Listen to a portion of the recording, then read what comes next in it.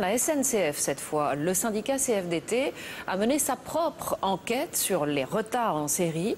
Pendant un mois, les agents ont emprunté les lignes les plus critiques. Ils ne sont pas d'accord quand la direction affiche 90% de ponctualité.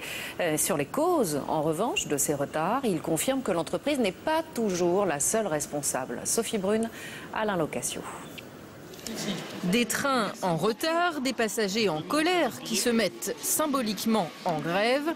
Cet hiver, le ras-le-bol des usagers de la SNCF s'est exprimé haut et fort. Voilà, vous pouvez regarder, retard indéterminé. C'est toujours comme ça. Voilà, en voilà un pile poil un bon exemple. Du coup, le syndicat CFDT des cheminots a mené sa propre enquête sur la ponctualité des trains. Un sondage sur une vingtaine de lignes, TGV, Corail ou TER.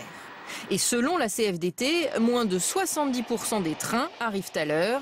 La direction, elle, brandit un chiffre supérieur à 80%. Nous avons ciblé les trains d'heure de pointe, les trains du quotidien que prennent les usagers. Donc la différence vient principalement de là. C'est des heures où la circulation est très chargée et en général, dès qu'il y a un petit grain de sable, ça entraîne des retards en cascade. En revanche, le syndicat et la direction sont à peu près d'accord sur les raisons de ces retards.